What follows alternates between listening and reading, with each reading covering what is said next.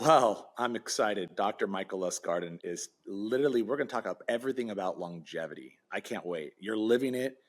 I want to know biological age, 17 years younger. I thought I was doing good. Clearly, I've got some room to improve. Uh, you've uh, you've been tracking really your biology for more than 15 years. Uh, I feel like you've turned your body into a science experiment. So clearly, I want to know what's working, what's not. You've tried it all. I want to learn from you, my mentor. And obviously, recently just signed on to come on and really help us here at 100 on our scientific advisory board. So one, thank you. We're grateful. We've already rolled up our sleeves and gotten pretty dirty and learned a lot. But I want to start with one simple question. What actually works? If you had to give me what works in 60 seconds, like what is it? I want to know, but everyone wants to know what actually does work. Yeah, data, collecting data, tracking your own, health information, whether it's diet, supplements, fitness metrics, sleep, tracking variables, looking at correlations, and then it's the, I don't want to say F around, find out, but that's basically what it is. You've got to actually do the intervention. Is this causative or not? So the secret juice, as I like to say, is the data, right? And calculating correlations. Yeah. Yeah, it's interesting you say that. I agree. And I think about all the data that I track and personally, and then the data that we track with our members at 100. And so like, how do you know what data is good? Like, what's the right things to track? What really matters? Like, you've logged every metric: glucose, HRV, microbiome, DNA methylation. I want to know what is it you haven't marked and tested? But give me just 3 things that are really important, but I'm assuming it's more than that. But also just tell me, like, what should we be tracking? What should we be thinking of? And what really moves the needle? Yeah. So the goal is to track biomarkers of as many organ systems as possible, right? So, and I try not to just focus on one biomarker per organ system because I want to have a net, so it isn't just creatinine for kidney function. It's creatinine, blood urea, nitrogen, uric acid, cystatin C, B2M. So I get an integrated picture of as many organ systems as possible. So in terms of what works and what doesn't, it's a bit tricky, right? Because I may have correlations that may improve kidney function, but may make something else worse. And then it can be the, paralysis by analysis where it's like, man, do I really want to do that and potentially take that chance? And sometimes you just got to take the leap and say, let's see what happens. So I'll give you a good example. So cystatin C, so everybody thinks of it as a kidney function biomarker. It's in GRIM-age. So for those who don't know, GRIM-age is consistently the best epigenetic clock of epigenetic clocks for its association with risk of death for all causes. Now, GRIM-age is an epigenetic prediction of real biomarkers. One of those real biomarkers is cystatin C. So, okay, it's not just the kidney function biomarker. Now we're talking about biological age and all-cause mortality risk. Cystatin C is also linked with neurodegeneration. So things like NFL, which is a neurodegeneration biomarker, higher cystatin C. All right, so January 2024, I measure it. It's 0.72, which is close to my quote-unquote optimal range, which I try to be very strict, not have a high reference range, right? I try to be very strict as possible to minimize risk. So I did what I think most people do, which is, my biomarker is good. I'm going to forget about it. I'm not going to think about it for about a year and check back in and let's see. I don't have to measure it every test if it's good. But when I checked back in the next year and it was 0.79, okay, all right, now I got to include this for every test. What's going on? 0.79 again, 0.82, 0.84, 0.89. What's going on here? But what I was doing during that time is now I'm collecting data. Because it was a new biomarker that I had introduced, it's not on the standard chem panel, it's an add-on. I had to add it on specifically. Now I have 6, 7 tests, so I start looking at the correlations. So one of the correlations was saturated fat. And, so my diet mostly for saturated fat is coconut butter, cacao beans. It's not meat. Even though I'm not vegan, I eat fish and I was low-fat dairy, but now I've switched to non-fat. So, okay, sat fat is significantly correlated. Let's do the experiment. Cut out coconut butter, cut out cacao beans, and sure enough, down to 0.75. Now, I had one test at 0.72, and everything else, 6 tests, was higher than that. So now it moved lower. So now here's the question. Did I actually do something, or is this normal variability? So I have to repeat the experiment, which I did just recently for Monday's test. No coconut butter, no cacao beans, 0.74. So for whatever reason in my data, and I love coconut butter, it adds flavor, it's delicious, and it wasn't eating terribly high amounts of it. And cacao beans, everybody thinks about cocoa products and blood pressure and everything else, epicatechins. For whatever reason in my data, not great for potentially for higher cystatin C. So that's essentially what I do is, have some biomarkers and track and test it. Now, it doesn't always work. DHEA sulfate, which declines during aging, has actually started to decline further after keeping it stable for 3 years. So now I'm trying to figure that one out and reverse that. But it's just a data collection issue. That's the way I see it. All biomarkers are malleable. Yeah. And so staying on that, I'm curious, like you track every variable, clearly. You just articulated that. Like, at what point does optimization turn into this obsession? And I think about this all the time. Like my wife tells me like, oh my gosh, you're putting another continuous glucose monitor on. I'm like, yeah, like you gotta track things. But where do you draw the line between improving your life and really controlling it? Because I think a lot of people are thinking about that. Like, is an algorithm going to run us in the future? And I think that's a really big, interesting conversation right now. Yeah. So there is definitely a balance between fun and rigor, no doubt. And there are clients that I work with who will say, look, I went on vacation, I went to Hawaii, and I shipped all my food. And I can sense that they feel bad about that, And he was like, I shipped all my food because I was, trying to stick to your targets based on my correlations. So I said, look, if you're on vacation for a week, just do what you like. You got to have, and Dave Pasco, I'm sure you know Dave Pasco. He basically lives by that same model, but then there's got to be a limit to that where, okay, the biomarkers are starting to go out of whack and maybe there's too much of the fun stuff, and so there's got to be balance there. Now I'm at the extreme where I do fun stuff occasionally, but I'm happy to be the lab rat, for my benefit, potentially other people's benefit. And the way I look at it is this, I was thinking about this earlier today. And I'm not saying I'm great. Others can decide that or not. I'm not going to say it. All I'm going to do is what I do, and people can choose for themselves. But to be truly great at anything, you've got to be obsessed and put the work in and grind. And that's what I do. And, imagine telling LeBron James for the past 20 years, don't shoot for 2 hours and dribble for an hour and lift for an hour and all the things Kobe, these guys putting 8-10 hours in the gym, when people are sleeping, right? It's basically what I do. This is, as soon as I'm up, I'm thinking about this stuff, and it's all day as much as I can. And then there's just not enough time in the day to do more. So that's how I see it. Even my 16-year-old, she'll give me a hard time. She'll say, with your OCD approach. And I'm like, I'm a scientist. Like, I'm literally applying science. Imagine if you go into the lab and you say, I'm going to put a little bit of this and a little bit of that. It doesn't work. It's got to be precision. So that's how I see it. I mean, I think that's the truth. I mean, obsession is really the price of mastery, I think. And Yep. Look, you're on that path and you're mastering, I think, experiments, new findings, new interventions. But when you're deep in the grind, like, how do you keep it fun? I'm so curious. Because I try to think about that too. How do you keep it fun? Yeah. So I have a shirt that says, I love figuring stuff out is my drug. And while some people like to go on trips and look around at the touristy things and go to the pumpkin patch, that's never been for me. Discovery is the biggest drug, and I search it all day. Like, and for me, that's the healthiest drug. And even if we aren't the last generation to not die, even if it's going to happen at some point, whether it's 500 or 5,000 years. I just want to do all that I can to give myself the best chance to be in that boat when it happens. So yeah. I'm happy to bypass all of the other things that most people do for the grind.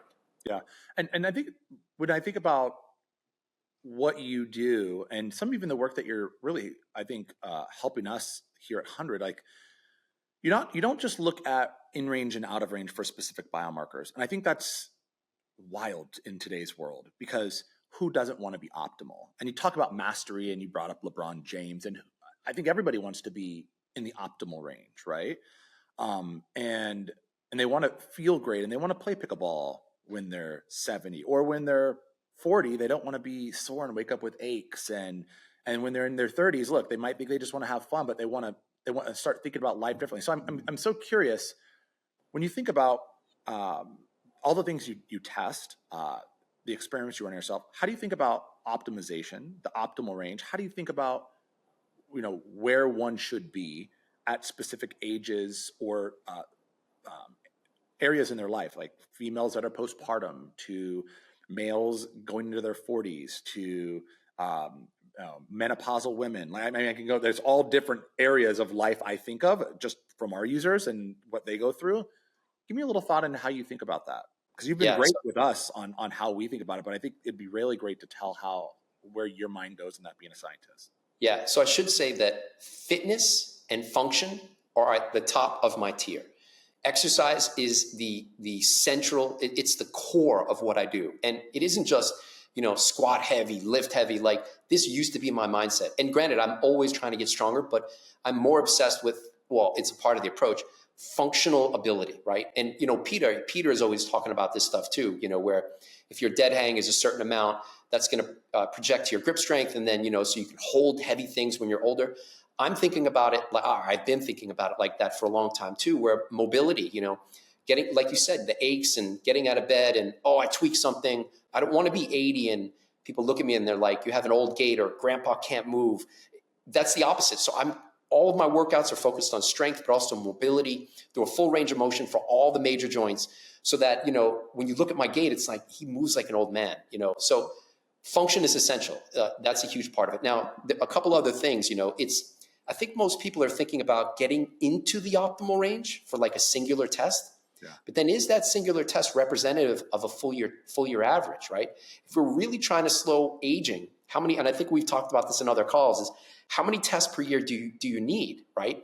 And then once you've figured it out, once it's 4 or 6 or 8, maybe 12 or more, year to year change with the goal of slowing age-related changes. So I look at it two ways, where get it into that really tight optimal range based on the best available literature.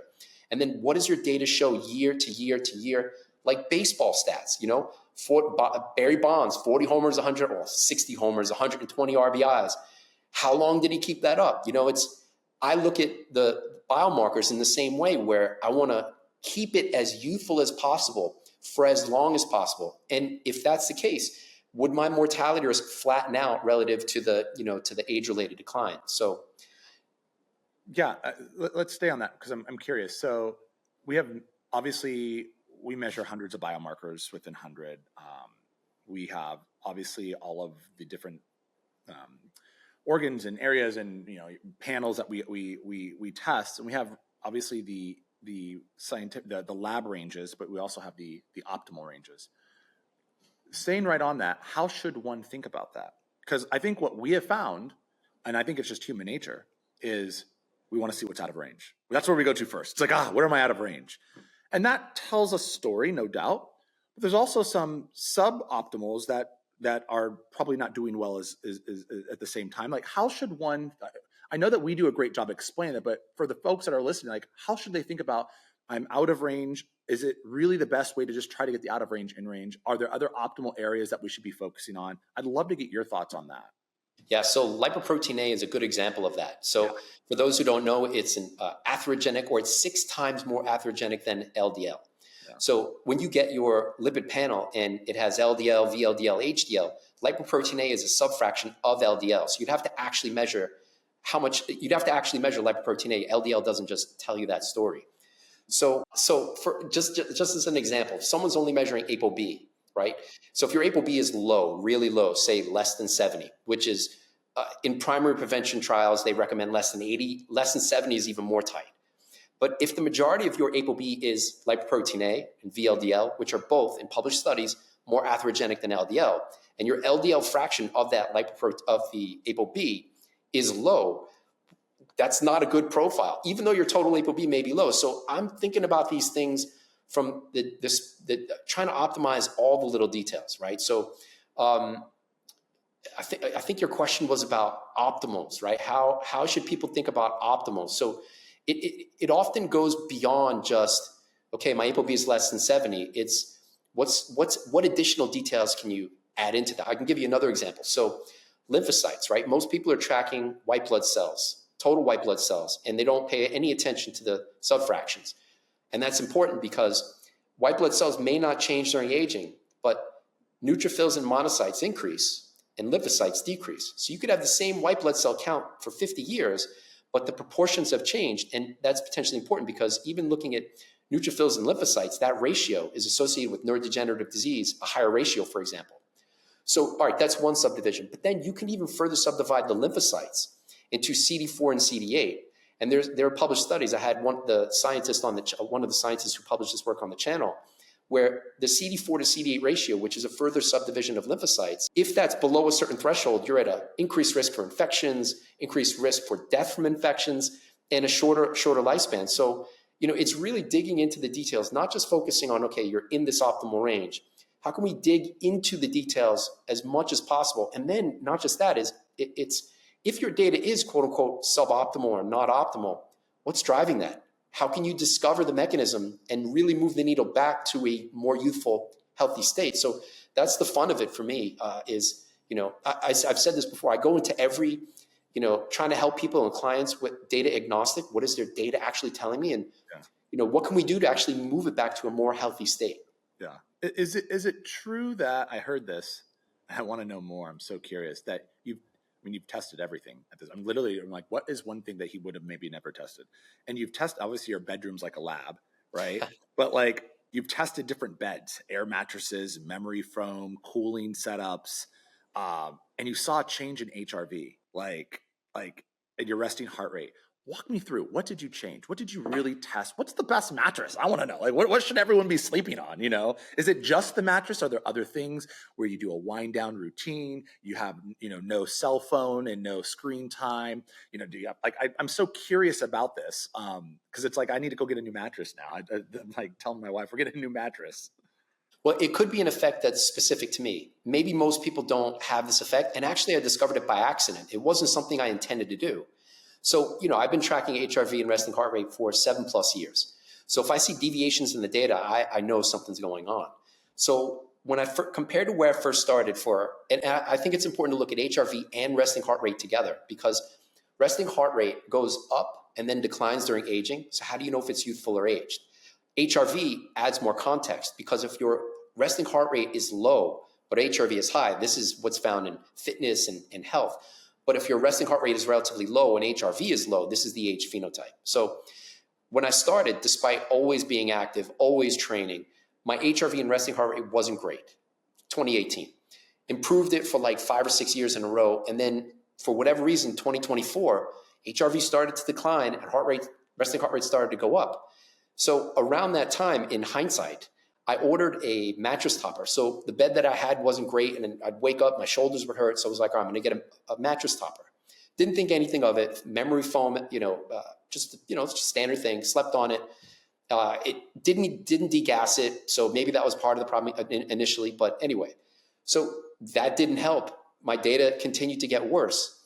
So it wasn't for about 9 months later or so when we moved to Austin that, okay, I don't have my bed. I don't have the mattress topper. I'm sleeping on an air mattress, right? And as soon as I started sleeping on the air mattress, I started seeing HRV and resting heart rates that preceded the memory foam topper. So okay, is this a real effect? So I ordered a bed, and I ordered a quote unquote cooling bed, thinking that cooling had something to do, with because then I started looking into it. Oh, it's got to be that the memory foam runs hot, and I run hot. That it's impacting my sleep. So I ordered a quote unquote cooling bed, or what was advertised as that. And in hindsight there too, it had memory foam. So when I slept on it, I saw data that also looked like that 2024 stuff. But then when I've been vaccinated, HRV and resting heart rate take a big hit, a gigantic hit. Yeah. It sends my data outrageously into bad places. So when I slept on the new bed, I saw the same thing. So I was like, what's going on? Didn't sleep on for about a week. Did it again, same effect. Okay, I'm going to give it another week. Same effect. So I did that like 5 times over the span of about a month. And it happened every time. My average HRV resting heart rate was similar to infection or vaccination, immune response. So now I'm doing a deep dive. Now I'm looking into mattresses and cooling and what's the optimal bed temperature. I got a temperature gun to do, all right, what's the cooling temperature that I actually need? So I bought a new bed. I didn't sleep on it by itself, but I also got the 8 sleep to not take any chances. I didn't want to waste another month or two of is this bed gonna quote unquote help cool me better and allow me to get my best HRV and resting heart rate? And for those who may think, those are just numbers, subjectively, I felt like I got hit by a truck. It was like a hangover for each of those times when I saw tremendous hits to HRV resting heart rate. So it was only by accident. And I can happily say that with the 8 sleep, and even the 8 sleep, I haven't gotten it all tweaked, perfectly, worked out all the kinks and the tweaks, because I may be sleeping too cold, but my data is now finally back to pre-2024.